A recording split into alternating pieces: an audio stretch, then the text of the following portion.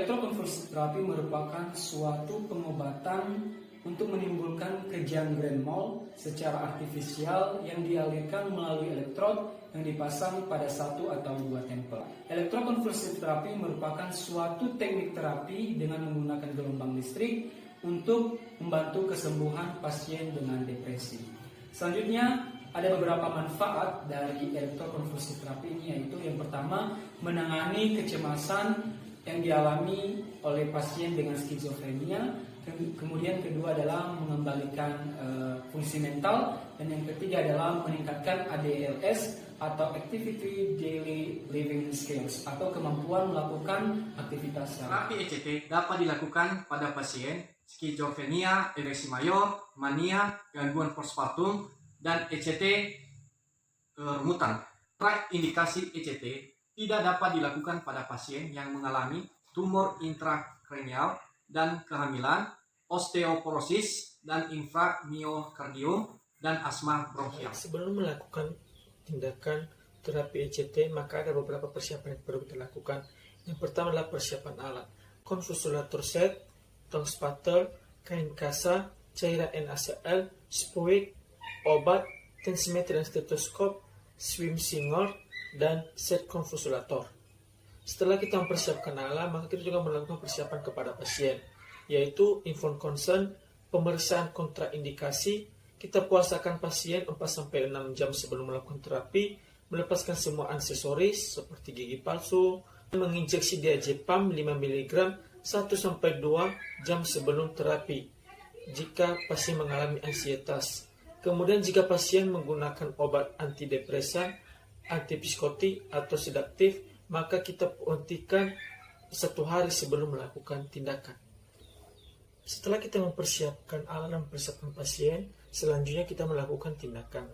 Yang pertama adalah kita mengatur posisi pasien pada permukaan yang datar, kemudian melakukan anestesi, menyuntikkan pelemas otot, kita membersihkan kedua pelipis pasien, kasih kain kasa yang dibasahi dengan NaCl pada tempat pemberian elektroda, kita pasang tong spatel pada mulut pasien, kita pasang elektroda pada pelipis pasien, kan tombol sampai timer berhenti baru dilepaskan.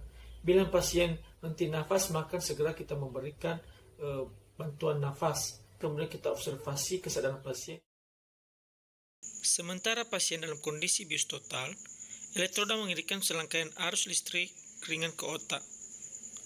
Hal ini menyebabkan sejumlah besar sel otak terangsang secara serempak, satu kejang yang singkat dan terkontrol. Obat relaksan otot mencegah kejang menyebar ke seluruh tubuh. Satu-satunya indikasi fiksi dari listrik yang teralirkan ke otak adalah kaki yang berdenyut.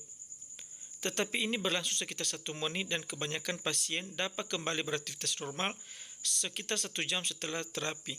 Pasien yang diobati dengan ECT memiliki 2-3 sesi per minggu untuk beberapa minggu. Beberapa mulai menyadari perbaikan gejala mereka setelah hanya 1 sesi. Sementara yang lain membutuhkan lebih banyak waktu. Pasien sering melanjutkan perawatan selama beberapa bulan hingga 1 tahun. Dan beberapa membutuhkan pemantauan sesekali dalam hidup mereka. Neuron di otak berkomunikasi melalui sinyal listrik yang mempengaruhi cara kerja otak, mempengaruhi suasana hati dan perilaku. Aliran listrik yang dipicu oleh ECT mengubah cara kerja itu. Misalnya ECT memicu pelepasan neurotransmitter tertentu, molekul yang membawa sinyal antara neuron dan mempengaruhi kesehatan mental. ECT juga memicu hormon yang membantu mengurangi gejala depresi.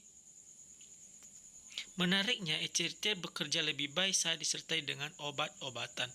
Bahkan pada pasien yang sebelumnya resisten terhadap obat-obatan, setelah memiliki pemahaman yang lebih baik tentang otak, mungkin kita dapat membuat ECT menjadi lebih efektif. Dilakukan terapi ECT, hal-hal yang perlu kita lakukan yaitu pertama, observasi dan awasi tanda-tanda vital sampai kondisi pasien stabil. Kedua, jaga keamanan.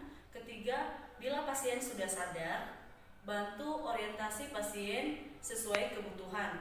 Biasanya timbul kebingungan pasca kejang 15-30 menit. Efek samping terapi ECT.